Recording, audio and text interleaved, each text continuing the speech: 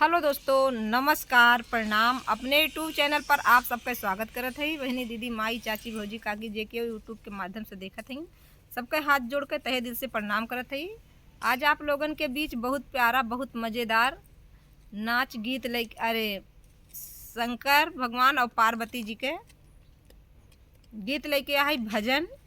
तो देखें, पार्वती जी भोलेनाथ के भांग पीसत पीसत बहुत घबराए गईन, तो कैसे भोलेनाथ का ताना देते हैं। आवे आप लोग गीत के माध्यम से सुने और ज़्यादा से ज़्यादा भरपूर आशीर्वाद प्यार दुलार दें अपने यह बहन का।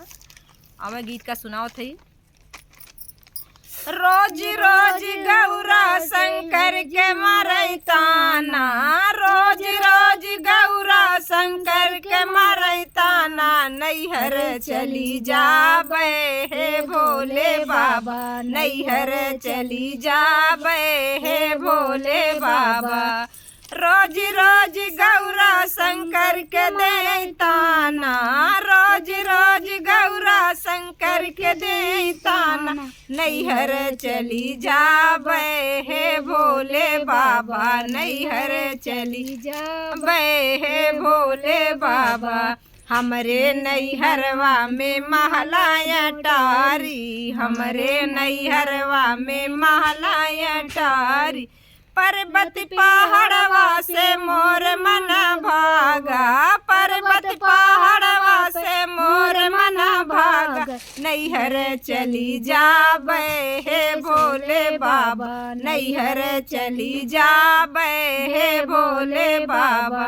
रोज रोज गौरा शंकर के दे ताना, रोज रोज गौरा शंकर के दे ताना, नैहर चली जाबे हे भोले बाबा, नैहर चली जाबे हे भोले बाबा। हमरे नैहरवा में पूरी मिठाई, हमरे नैहरवा में पूरी मिठाई, पूरी मिठाई हो पूरी मिठाई, भंगिया धतुरवा से, भंगिया धतुरवा से मोर मना भागा, नैहर चली जाबे हे भोले बाबा, नैहर चली जाबे हे भोले बाबा।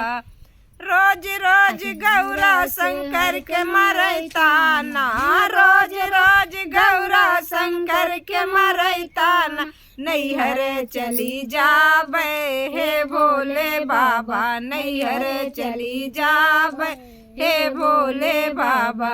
हमरे नैहरवा में गाड़ी और मोटर, हमरे नैहरवा में गाड़ी और मोटर, अरे बसहा बैलवा से मोर मन भागा, बसहा बैलवा से मोर मन भागा, नैहर चली जाबे हे भोले बाबा, नैहर चली जाबे हे भोले बाबा।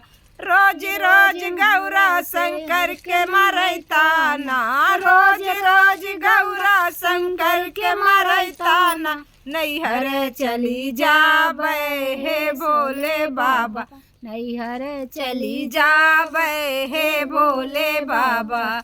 हमरे नैहरवा में, हमरे नैहरवा में भैया भतीजा, हमरे नैहरवा में भैया भतीजा, हरे भूतवा परतवा से, भूतवा परतवा से मोर मना भागा, नैहर चली जाबे हे भोले बाबा, नैहर चली जाबे हे भोले बाबा।